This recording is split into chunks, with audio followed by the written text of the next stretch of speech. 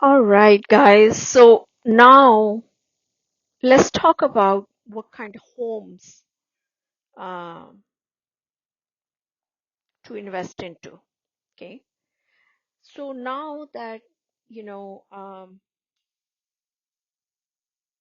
you got the financing in place, we talked all that in our previous video, in our first video on investment into properties. How do you know which homes or properties to buy? Okay, so there are plenty of factors you need to consider to ensure the purchase makes sense. As the saying goes, you make money when you buy, not when you sell. This is why it's the key to buy the right property, okay, which entails uh, being clear on where you are trying to sell,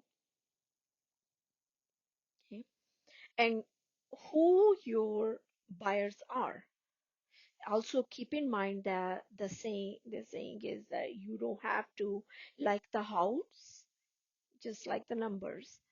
So read on um, you know for about this information, how to make a best choice, particularly when it comes to flipping a home. So where should we start? The first thing you have to do is to choose your market. If you're flipping, consider looking for a location closest to you that has a population of at least 100,000 people, bigger market, more opportunity. This considered your local market. Another option is to remote investing, which could theoretically be anywhere. However, be sure to choose some place that not only familiar to you, but also a place to which you feel emotionally attached. This might surprise you, as most people have been told that emotions should stay out of these kind of decisions. Um, I don't disagree, but when it comes down to the details, like which specific property to buy, what to fix up, okay. Um, However, in this case, emotions are very important. You'll be spending a significant amount of money, um, yeah, significant amount of time. They're doing some, make the property look better, and being in a location there that you enjoy, that feel connected to, that will help you. Plus you'll know the area well, which can be adventurous in many ways as well. So once you decide on a market, it's time to look at inventory level. This means finding out how many homes are for sale. Keep in mind that low levels, for example, few houses for sale can be a good thing, because it means it's a seller's market. Ideally, you want your market to have less than 4 months of inventory. The following are list. We will talk about the different type of markets to look for.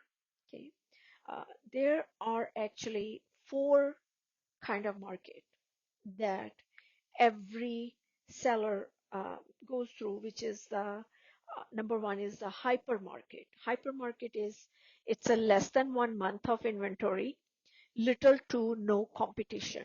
Listing tend to sell above asking price after receiving multiple offers. Sellers market, it's less than 4 months of inventory. It's a low competition. You're likely to sell for a good price.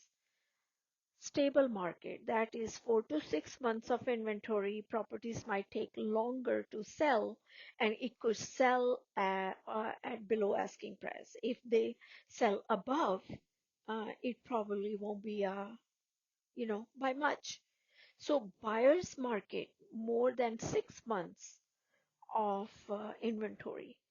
Lots of competition. Properties take a while to sell and often sell below the asking price. So I suggest that flippers focus their effort on hyper market and sellers market, as there will be bring in most profit. It might be hard to find that initial right property, but it'll be worth at the end. In addition to looking at overall inventory, you'll want to look at average days on the market. Okay, so you'll be able to make an educated guess about how long it will take a property to sell. This is something I can help with the researching, too, if you guys need that. So making the numbers work for you.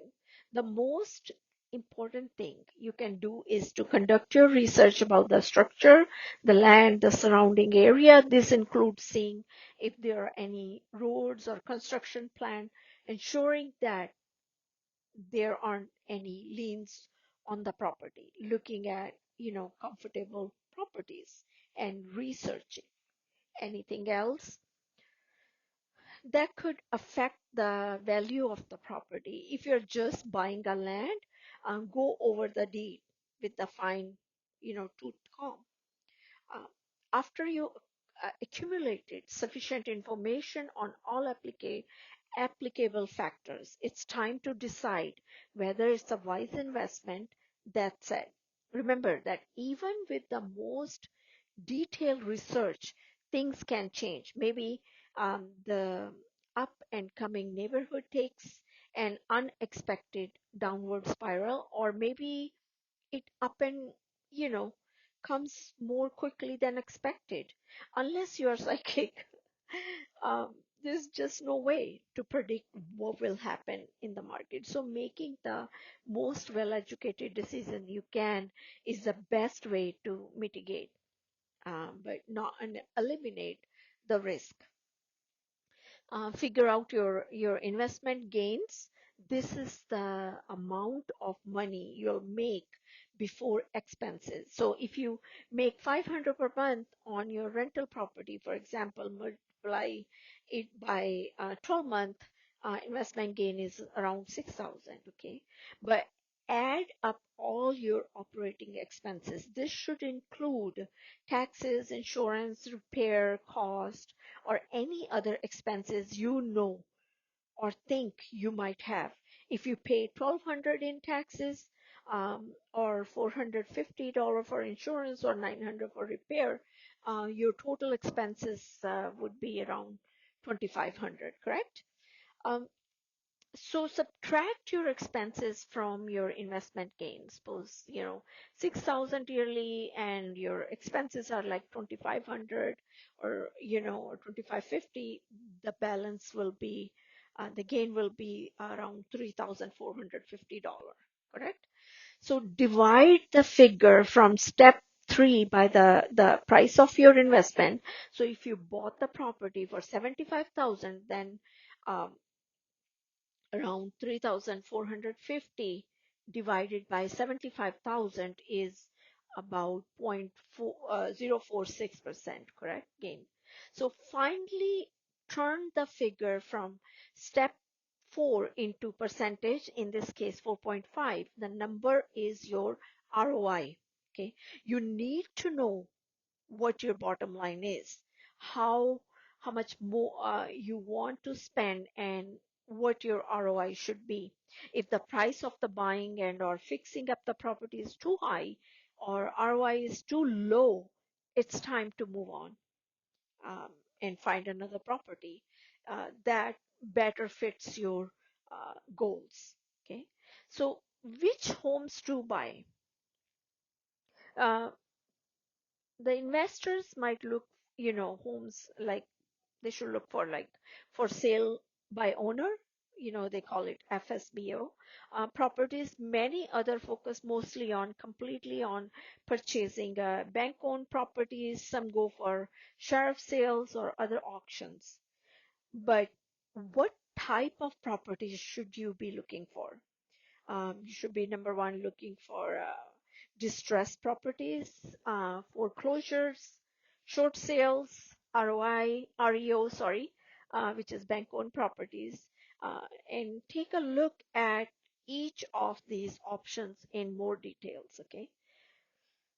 The distressed properties. What are the distressed properties? Distressed properties are the owners of distressed properties tend to be pretty desperate to sell, which means investors can often get them for less than market value. For this type of building, a popular option of investor is to wholesale them those properties. Okay, so this means investors get the home under contract, then market it to other buyers for a higher price than their contract, and ultimately assign the contract to another buyer. The investors end up with the difference between the new contract with the new buyer and the contract with the seller. That's called wholesale. Let me repeat that again for you guys. Investors get the home under contract for those distressed properties, and then they market it to other buyers for higher price um, than the contract. Okay, and then ultimately assign that contract to another buyer. uh, that's called wholesale. The investors end up with the difference between the new contract with the new buyer and their contract with the seller, correct? So, for example, if an investor gets a home under contract for 60,000, then finds new home buyer who agree to pay 70,000, the investor will make 10,000.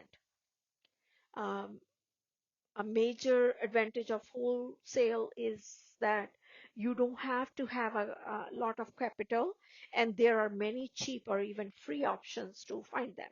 They can use auction websites including hubsu.com or hertz and auctions.com, zono.com. So because zone.com, sorry, because I have access to all MLS properties, which is called multiple listing service. Um, I also help my investors to locate these properties, and in addition to my own MLS, I can look through other areas which help to expand my research. So foreclosure. Foreclosure, according to 2017 NAR Investment and Vacation Homes Buyers Survey, 18% of investors buy foreclosed home. In order to purchase these properties, investors must go through auctions. If there's the higher bidder, they have to pay the full amount at that time. They will then get the trustee's deed once the sale is complete. Foreclosed properties price are determined differently from the other properties. Instead of using what the home is worth, the starting bid include like how much is still unpaid on the loan, your interest on from your attorney's fees, any costs stemming from the foreclosure process. Sometimes properties don't even get that starting bid. When this happens, it becomes bank owned or real estate owned REO property. The loan lender owns a home, okay, and will use a real estate to get it sold. They'll use the agent. Banks will use that. So one thing is to note that these properties are sold as is. If you're looking to buy one, that's something to keep in mind, that these are as is properties. And you have to, again, you have to do your diligence. You have to check your, with your attorney, your CPA, you do, do your work on that. So there are three main ways to find pre-closed homes, which are, the first one is to check with the county clerk, county records office. There you can look up notice of default, NOD, and then list hence an official notice to the public that lawsuits involving a claim on the property has been filed and defined as Investopedia, or notice of sale. Okay, that's a public record. There's also good possibility that you'll find properties that aren't yet online. Okay. Speaking of online, that's another good way to find properties is national and regional listing service. Most have a weekly pay, but offer a free trial. You can get into and feel for them and how they work. I definitely suggest that taking for trial and run your, so you can see which side of the best fit your needs. You're likely to find out all the important details including name, address, amount owned, outstanding loans. Sometimes you'll find even contact phone numbers when you do your research. So these listing services may also have REO properties, but um, don't let that be a factor in deciding which sites to use. Um, as most of these properties will already be listed on their lenders, for example, on the bank site, which you can access for free. The third option is to look through a newspaper, okay, a business journal.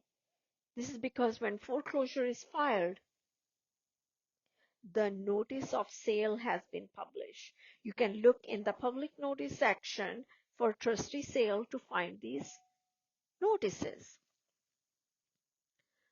Um, REO, REO, which they are called bank-owned properties.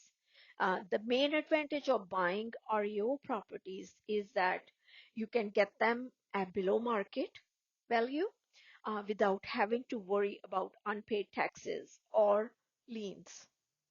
Okay. The downside is that it can be intense process to buy one of these properties, but the ultimate profit is sometime usually worth of the effort. So earlier I mentioned to you guys like these homes tend to be sold as is. However, buyers are allowed to have an appraisal and inspection done. The bank won't make any changes to the property itself, but they will likely negotiate the price down. So you can use the money to make a repair for yourself if it need to be repaired.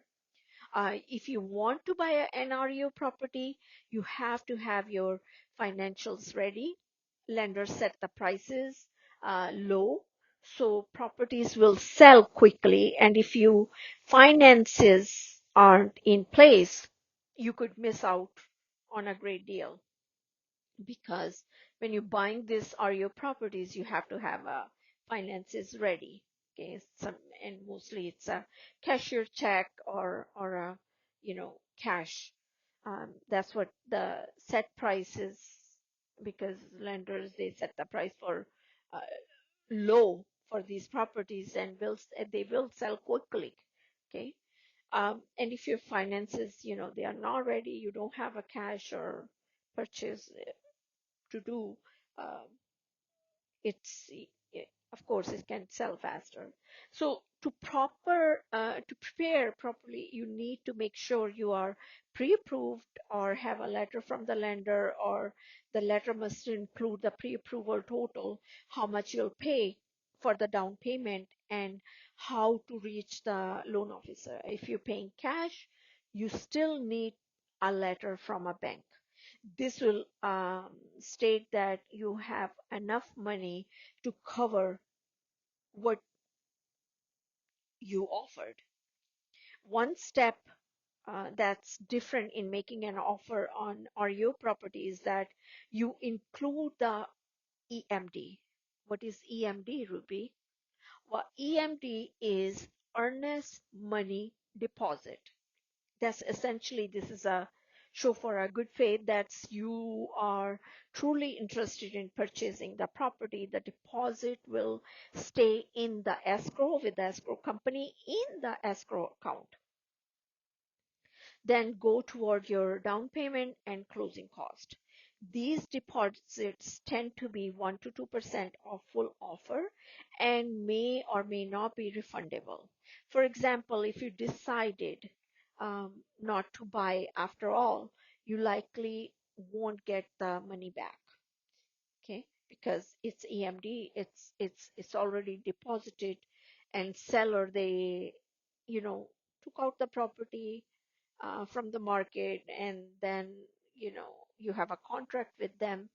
So if the banks back out of the deal, you'll get the refund. Okay, so there are actually few ways to find REO properties. Okay, um, a good place to start is by enlisting the help. You can your own research in the general public. You can get access online. Sometimes the brokerage has one of you know they only work with REO properties.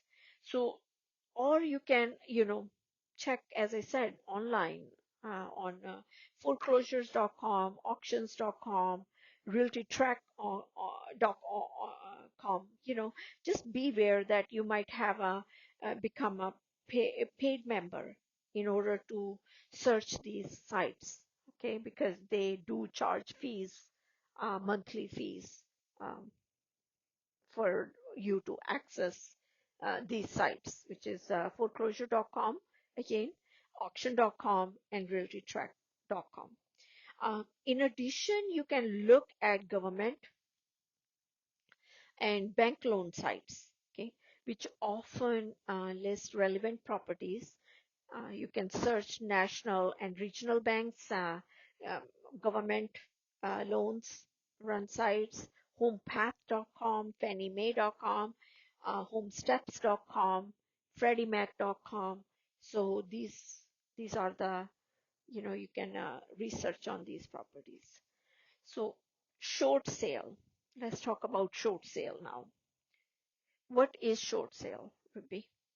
Well, short sale is like, for example, okay, in 2017, 2017, our investment and vocational home buyer survey looked at how many investors bought properties through short sales. And it shows that 17% of investors bought that, you know, properties in 2017 through short sales. Short sales actually occur when the buyer purchased property for less than what is still owed on the mortgage. The lender must approve the transaction. They usually do this when the seller is going through a hardship, divorce, health problem, job loss, etc. And the home doesn't have enough equity to cover the balance of the mortgage, especially when factoring in sale costs. Part of the process of short sale is that seller must give the bank their finances. Okay, what exactly this entitles to? It varies between banks, but the process tend to be comfortable. Um, why would lender be okay with getting less than they own, you ask? Well, because the loss they take in short sale can be less than the loss they would take if the home went into foreclosure, because it can sit on the market, or it can bid lower than what the market is. So that's the reason they are willing to take it, um, prefer short sales. Plus, they won't have to deal with the marketing or selling the property, or they don't have to pay, the real estate agents' fees, their commissions. So just so it is clear that this doesn't mean you'll get the deal of the century on the short sales, but lender still want to get the most they can, as we all know that. Okay, so overall, short sales are good for the lenders, for the banks, for the buyers, for the investors, for the sellers. So it's a significant amount of money without having to deal with the foreclosures and REO process. It's benefit to the lenders. Okay. Yes, they have to pay, as I said, mentioned that they have to pay fees, commissions to the real estate agents, but they it's benefit to them rather than going into foreclosure or through REO process, and depend on the market how long market may go down more, um, and you know they might have to take a loss on lenders and banks. They might have to take a loss on that, and then it also actually benefit the homeowner also, because they don't have to go through the foreclosure process or foreclosure on their credit, because going into foreclosure, it tank the credit score. So hope this helped you guys.